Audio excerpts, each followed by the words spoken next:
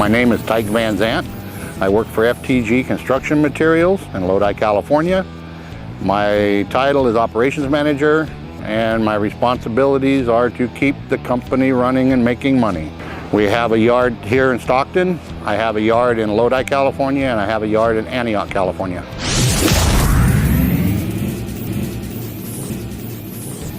FTG is a spin-off of Allegre Trucking. The founder of Allegre Trucking decided he needed to make his own material rather than buy material from somebody else.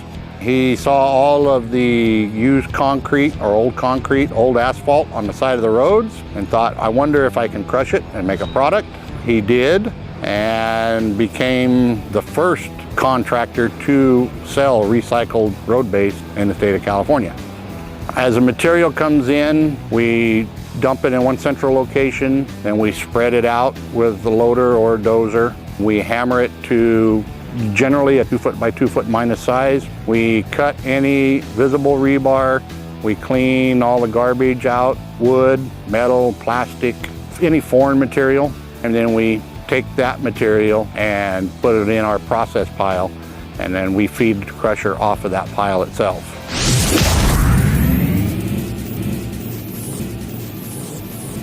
The majority of the larger contractors in this area, especially the ones that do a lot of freeway work, predominantly use the 4250. You will see those up and down Interstate 5 in California. You will see others, but nowhere near as prevalent as you do the 4250.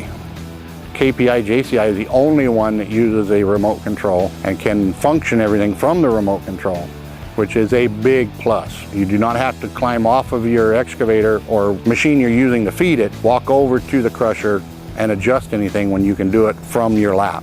And that's a big plus, whether it be feeder speed or to shut the impact crusher down if you have an issue. Rather than having to jump off a piece of equipment and run to the crusher in order to shut it off, that makes a big, big difference, and safety-wise, it's a huge difference. The other added feature of 4250 is to break it down and make it legal to truck. It's very fast, very easy. We call a trucking company, they pick it up, they take it to one of my other facilities. Within 45 minutes of being on the ground at a separate facility, I can be running.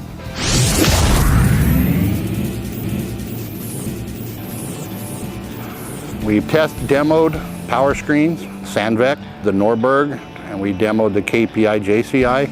All of them make a very good product. We were making class 2 road base at all the tests.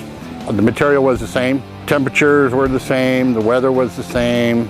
There were very little, if any, variances whatsoever. It was as close as we could get it to being the same as humanly possible. On the power screen we demoed, it was a good crusher. The pros are their dust suppression, by far the best out of all three. The con with it is limited space for maintenance and a very high amount of electronics, which we had problems with, which they fixed quickly, but was a problem nonetheless. And I could only see more problems in the future because of the extensive use of computers and sensors and lockouts. And it seemed a bit of an overkill, electronics-wise. Too many safety features. The Norberg, it was a good machine. There again, it's computers.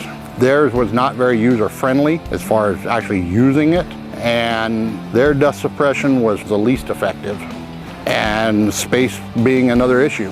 As far as being able to get in and fix anything or work on anything, they're made to produce or not made to work on. Sandvik did a very good job with their dust suppression.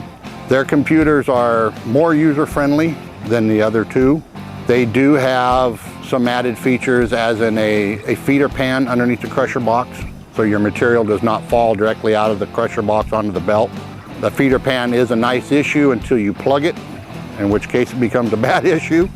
Depends on your school of thought, whether you like the feeder pan idea or not. I do, in the sense I like what it does, but I don't like the outcome when you don't take care of it, or if they do plug. So of the choice, I would rather not have one. The 4250, in my opinion, is most user-friendly. The easiest by far to work on as far as routine maintenance, blow bars, wear plates. It's a lot less intrusive. The openings are larger. It's therefore safer in my opinion, and they didn't overdo it with all the electronics, which in my opinion is a downfall of the other manufacturers. Price-wise, you're all competitive. The KPI JCI was initially more expensive, but given downtime, availability of parts, which is a big issue which you don't have with the other two because they're not made in America, and ease of maintenance, I think, in my own opinion, the KPI JCI will cost far less in the long run. And that's what I'm banking on.